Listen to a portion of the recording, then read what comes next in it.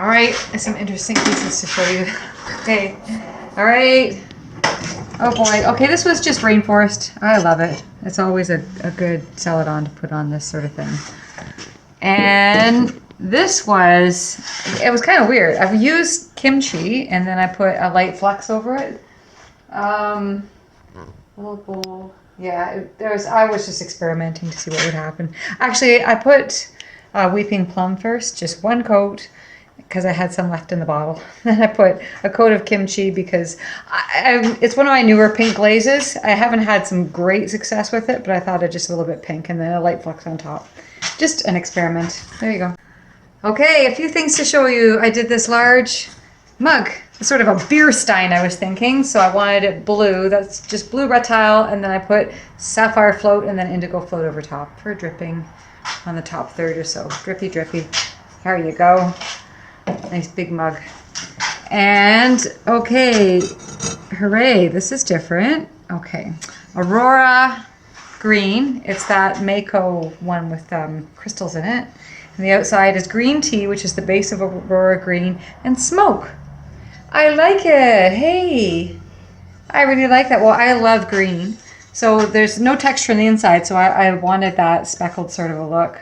And the base clay is the same for both of these. I think that's really pretty. I put a little foot on here. Nice big salad bowl.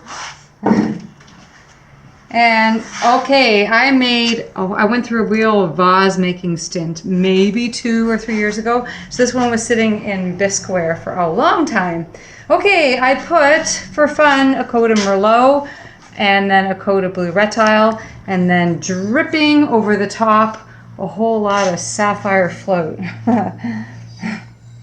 I like the way it reached just to the texture here for my rolling pin picture. There.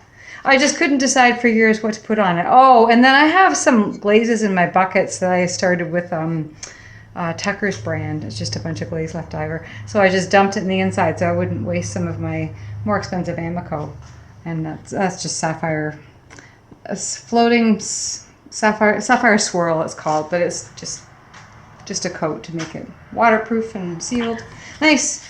Well, things on this one. This is just a tortilla that I made just in case it drips, because there's so much glaze on here to drip down and so much distance. So I just made one of these for safety, but I didn't need it. Yay!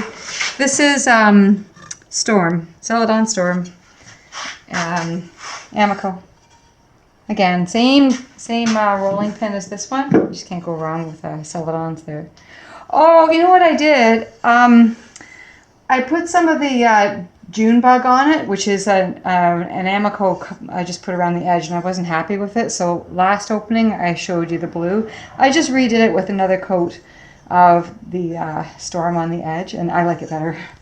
Much better. I agree. Yeah, good. Okay, that was an experiment. I think I just did Merlot, blue retile over top, and sapphire float. Just simple, just my scrap stuff.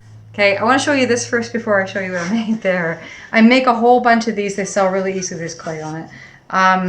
This is just for baking. It's like, oh, I don't know, macaroni and cheese or scalloped potatoes or whatever you want. Chili in the oven is great. I sell a lot of them. I just use a template and stick it together, and you roll it and you let it get leather hard, and then you stick it together, and it takes a bit of time. So somebody mentioned to me, gee, can you make a bigger one? So I tried experimenting. It's really hard to make a bigger one, really hard.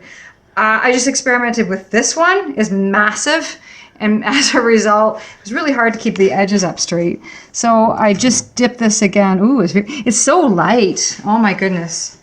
I just dipped it in one of my glazes that I have a ton of. Probably a sapphire swirl again. Comes out all sorts of colors. Oh, and I put a little bit of oatmeal on the edge to see what would happen. Now, I'm not happy with the glaze at all, but the whole thing was just an experiment. But gee, I could use it myself, but it's not a very attractive color. Super light. Oh my goodness. Anyway, I probably will never make one this large again. It's hard.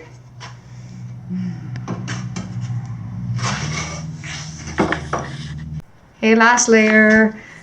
This is good old standby ancient jasper and sapphire, no, textured turquoise. Neat. First time I've done it with this texture. I like it. And, oh, okay, this would be, I was thinking that I do soap dishes. So this is Honey Flex, and it's just ancient jasper, I'm pretty sure.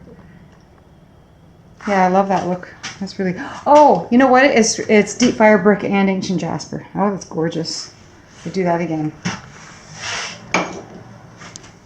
And, oh, another one. Okay, this is, I believe it's just Weeping Plum, and then I did a coat of